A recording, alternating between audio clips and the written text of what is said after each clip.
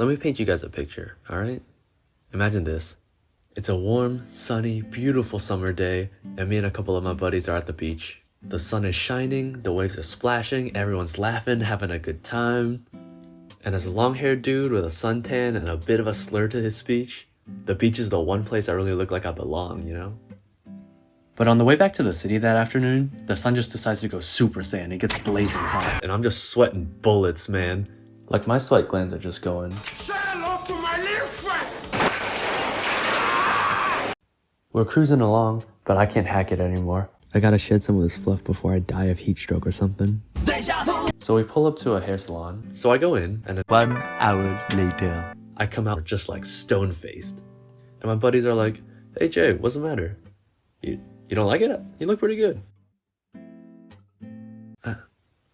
I forgot I'm afraid of barbers. What?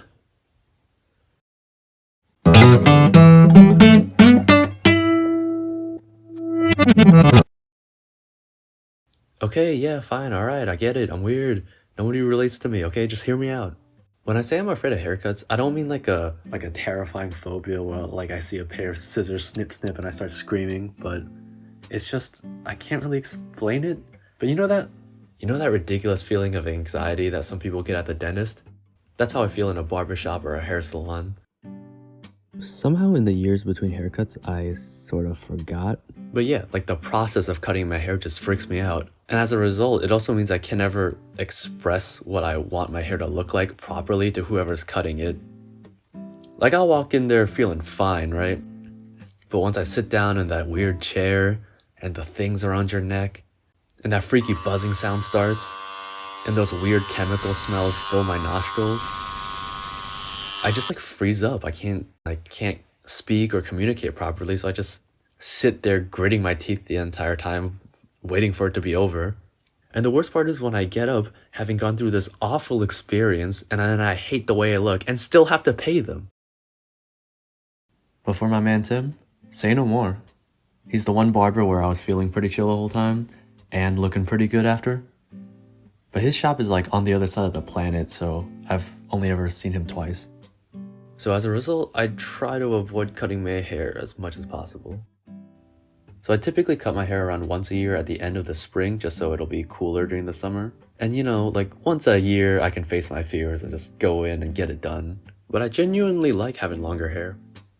Like it's a pretty sweet feeling when you're standing facing the wind and your hair is just blowing behind you. Until you turn around and it's just like...